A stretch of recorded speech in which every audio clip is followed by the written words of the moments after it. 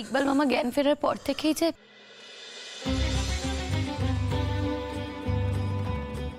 রঞ্জা বলে ডাকছে।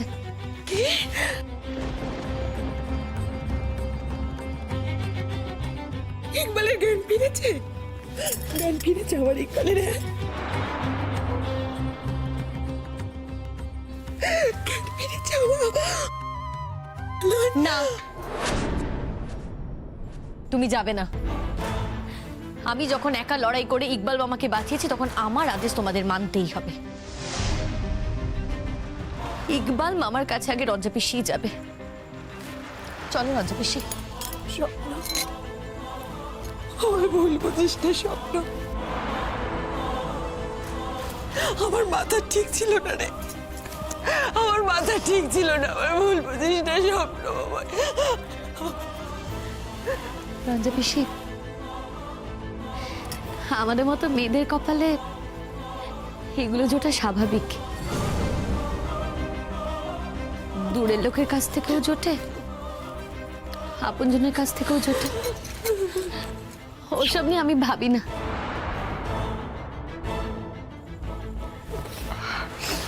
এসো ইকবাল মামার কাছে।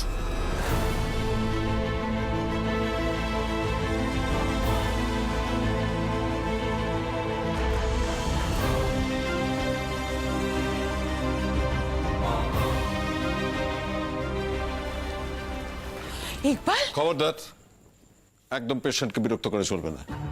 পেশেন্টের কাছে এখন উত্তেজনা ঠিক নয়। সেটা বুঝে আপনারা যা করার করবেন।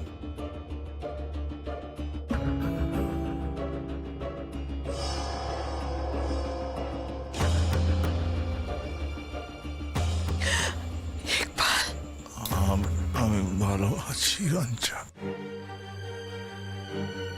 সমস্ত ক্রেডিট কিন্তু এই মেয়েটার, শবনমের। ও যদি না থাকতো আজ আপনি আপনার স্বামীকে ফিরে পেতে নাও পারতেন।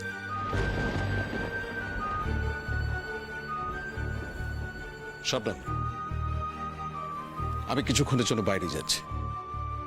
আমি অবশ্য ভিজিটই থাকবো, তবে যদি কোনো ইমার্জেন্সি মনে করো আমাকে জানাতে পারো। ও আরেকটা কথা, পেশেন্টের কাছে 5 মিনিটের বেশি কাউকে অ্যালাউ করো না, বুঝতেই পারছো। এই সময় এক্সাইটমেন্ট আদৌ কাম্য না। ওকে, আমি আছি।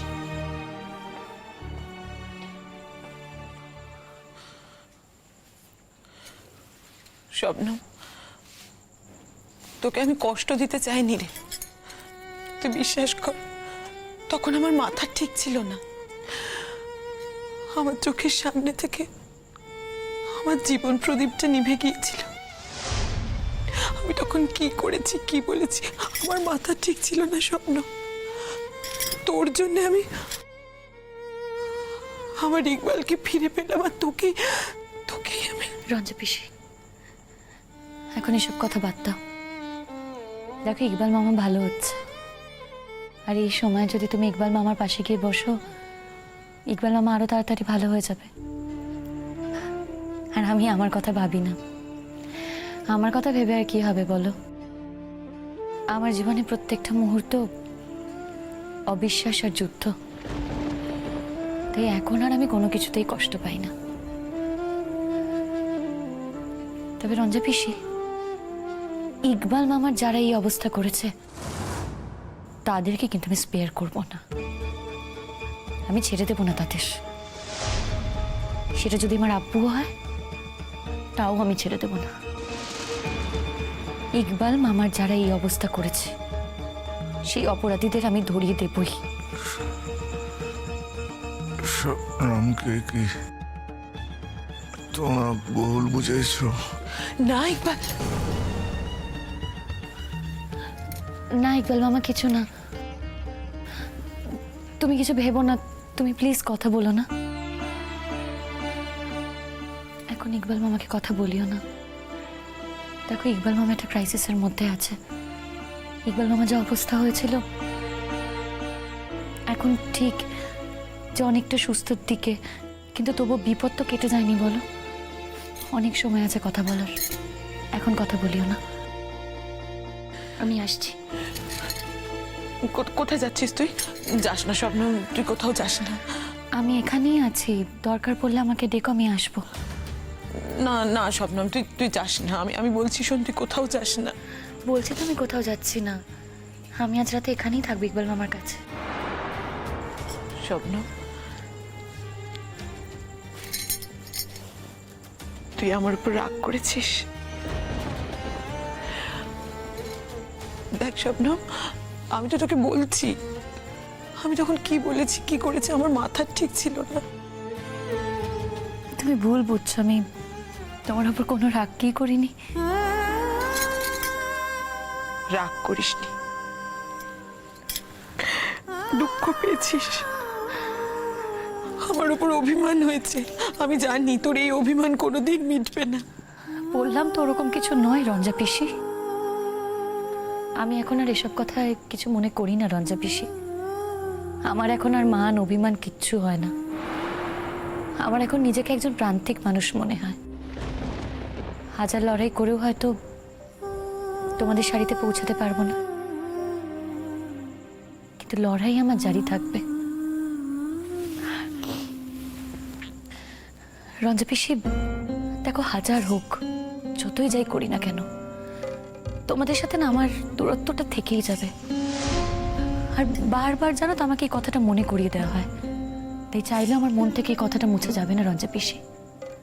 তাই প্রান্তিক মানুষের মতো আমি এক প্রান্ততেই না হয় থাকবো। দরকার হলে আমাকে ডেকো, আমি কাছে আসবো। শবনম,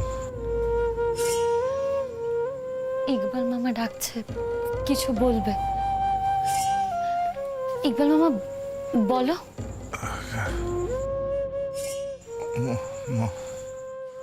মানুষ যখন বিপদে থাকে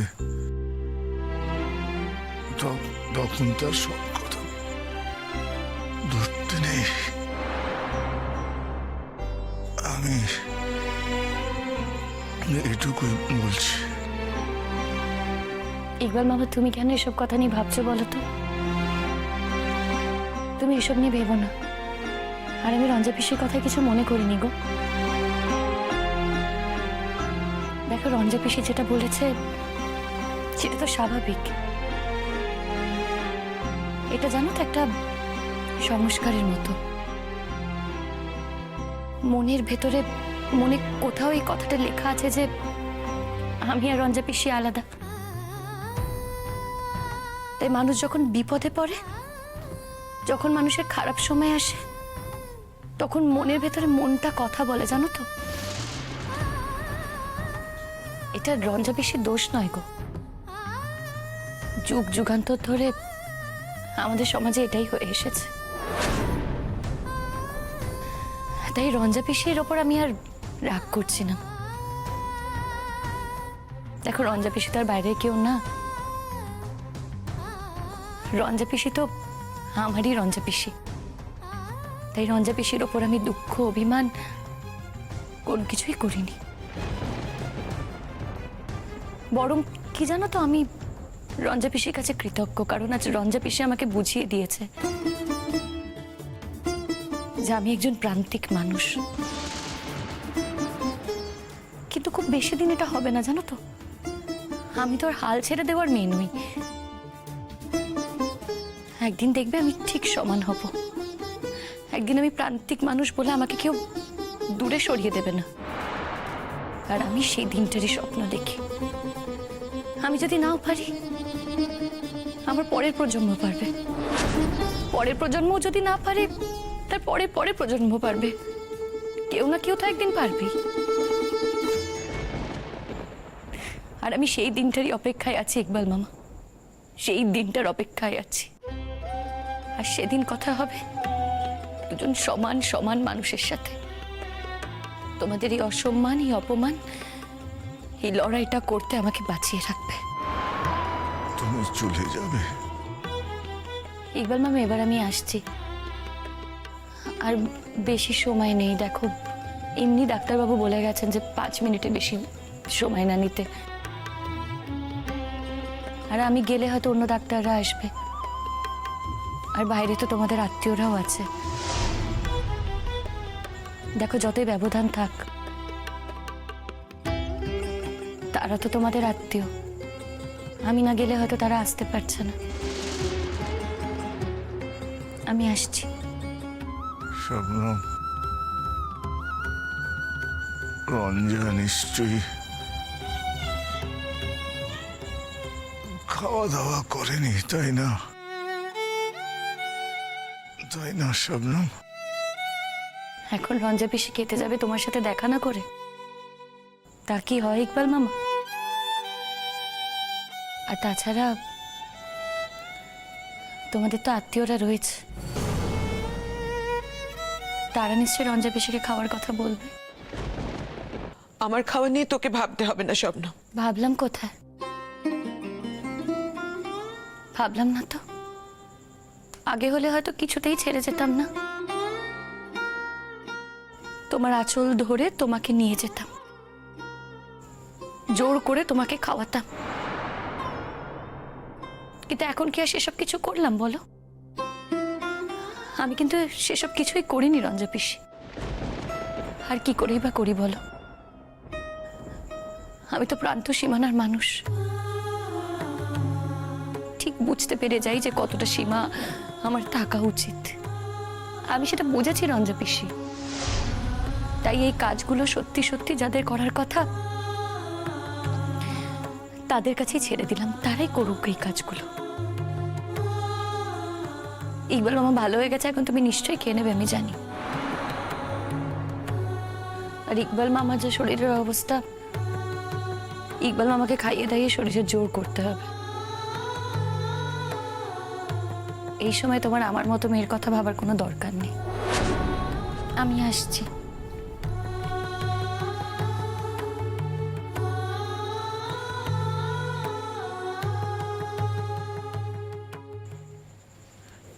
ইকবাল, শবনমকে ভুল বুঝে তুমি ঠিক করলে না। আমার মাথা ঠিক ছিল না। যশ আর রোহিণী গিয়ে বললো তুমি নাকি। ওরা বললো আর তুমি। আমার সামনের পৃথিবীটা যদি দুলে ওঠে, সবকিছু উলট পালট হয়ে যায়, আমি কি করব বলো? এই একটা মানুষ তো আমার হাজার আলোর ঝাড়বাতি। এই একটা মানুষের না থাকা তো আমার কাছে ঘুটঘুটে অন্ধকারের মতো। যদি যদি অন্ধকারে পথ ভুলে কিছু ভুল করেই ফেলি, আমার কি দোষ বলো? আমি তো ক্ষমা চাইছি ওর কাছে, ক্ষমা তো চাইছি বলো। আর এই এত দিন ধরে যে বুক দিয়ে আগলে রাখলাম, তার কোনো দাম নেই? আমি তো ওর কাছে ক্ষমা চাইলাম, আর কি করতে পারি বলো? হয়তো সময় সবকিছু সারিয়ে দেবে রঞ্জা। সময়ের চেয়ে বড় আর কিছু নেই। আমি যে কি ভীষণ ভয় পেয়ে গিয়েছিলাম ইকবাল, তা তুমি ভাবতেও পারবে না। আমি তো ভেবেছিলাম হয়তো তোমার সাথে আর কোনোদিন দেখাই হবে না। আর কখনো আমি তোমাকে গ্রামে ফিরে যেতে দেব না, কিছুতেই না। আমরা আর গ্রামে ফিরে যাব না, যা হওয়ার তাই হোক, যাব না আর গ্রামে ফিরে। এত সহজে লড়াইতে হার মানতে আছে নাকি রঞ্জা? শবনম কি বলে গেল শুনলে না?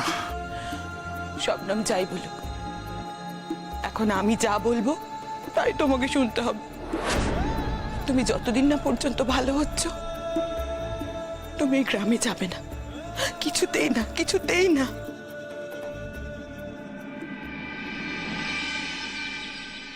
কিরে যশ, ক্যান্টিনে যাবি না?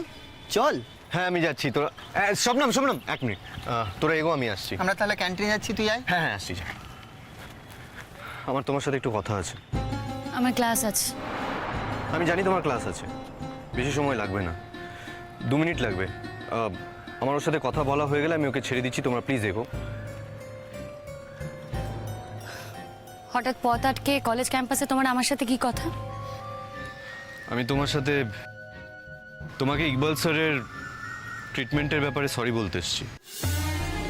Sorry for what?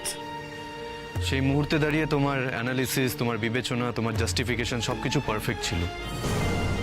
ওরকম একটা মুহূর্তে দাঁড়িয়ে মাথা ঠান্ডা রেখে অত বড় একটা ডিসিশন নেওয়াটা, এটাই তো একটা বড় ব্যাপার। আর এটা ইন্ডিকেট করে যে ভবিষ্যতে তুমি অনেক বড় ডাক্তার হবে। হারি বাস, আমাদের মতো মেয়েদের যাদের কোনো ফ্যামিলি ব্যাকগ্রাউন্ড নেই, যারা কিনা টাকা দিয়ে ডাক্তারিতে চান্স পেয়েছে, আর আমার স্টেটাস যদি এখন জিজ্ঞেস করো, আমি একজনের বাড়িতে আশ্রিত, তুমি মনে করো যে আমাদের মতো মেয়েরা বড় ডাক্তার হতে পারে? এই কথাগুলো কিন্তু আমি বলিনি শবনম। টাকা দিয়ে ভর্তি হওয়ার ব্যাপারটাও আমি বলিনি। বাকি যে কথাগুলো বললে সেগুলো আমি বলিনি। সুতরাং এই কথাগুলো আমাকে বলার কোনো মানে হয় না। এই দায়টা তুমি আমাকে দিও না প্লিজ। হ্যাঁ, কথাটা তুমি বলনি, কিন্তু কথাটা যখন বলা হয়েছে তখন তো তুমি শুনেছো, আমিও যেমন শুনেছি, এবং সেই সময় দাঁড়িয়ে তুমি তো কথাগুলো বিশ্বাস করেছো। আমি কি বিশ্বাস করেছি আর কি বিশ্বাস করিনি সেটা না হয় আমার মধ্যেই থাক। সেটাই বরং ভালো। যাই হোক, তুমি যখন আমাকে উইশ করলে, আমিও তোমায় ধন্যবাদ জানাই। শবনম, এই দেখো, আমার না ক্লাস আছে, আমার এমনিতেই নানা কারণে ক্লাস মিস হয়ে যায়, আর যখন কলেজে এসেছি শুধু শুধু কেন ক্লাস মিস করবো বলো তো? আমি জানি তোমার সাথে আমার অনেক বিরোধিতা আছে। হ্যাঁ, এটা ঠিক। তোমার সমস্ত আচরণ আমি মানি না, এটাও ঠিক। তোমার সাধারণ জীবনযাপনে আমার অনেক আপত্তি আছে, এটাও ঠিক। কিন্তু এসবের পরও না, I really feel proud for you. Thank you. এই শুকনো থ্যাঙ্কসটা শোনার জন্য কিন্তু আমি কথাটা বলিনি। তাহলে কি শোনার জন্য বলেছো? শবনম, তুমি অনেক বদলে গেছো।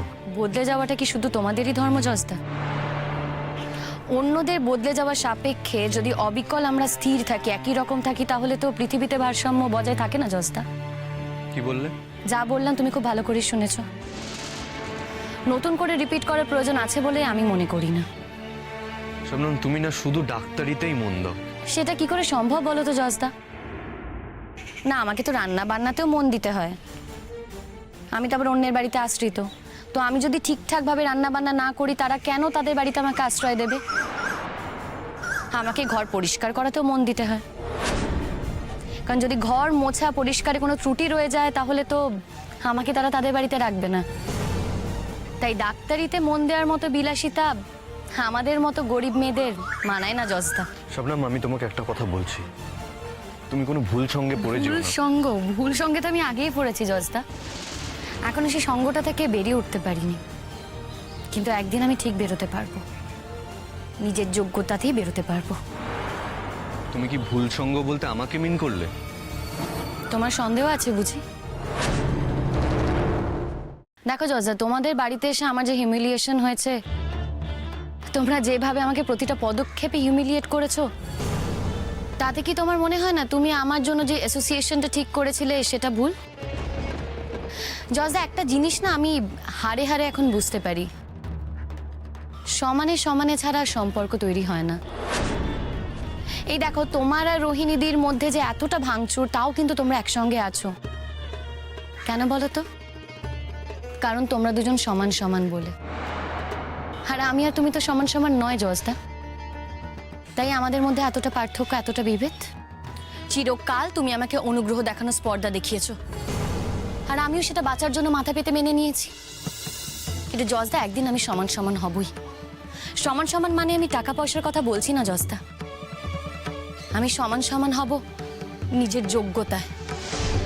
একদিন আমার পরিচয় হবে আমার পরিচয়, আমার বাবার পরিচয় না, আমার পারিবারিক পরিচয় নয়। আর সেদিনটা খুব শিগগিরই আসবে জজদা। আমার বর্তমানটাই বিচার্য হবে, আমার ব্যাকগ্রাউন্ড নিয়ে কেউ ভাববে না। আর সেই দিনটারই আমি স্বপ্ন দেখি, সেই দিনটার স্বপ্ন দেখে আজকের দিনটা আমি কাটাচ্ছি। তুমি যদি আমার কথা শুনে চলতে, তাহলে এইখানেই কিন্তু তোমার বেসিক ভুল জজদা। আচ্ছা, রোহিণী দি তো তোমার কথা শুনে চলে না, তাহলে আমি কেন তোমার কথা? না না, এটাই স্বাভাবিক বলো।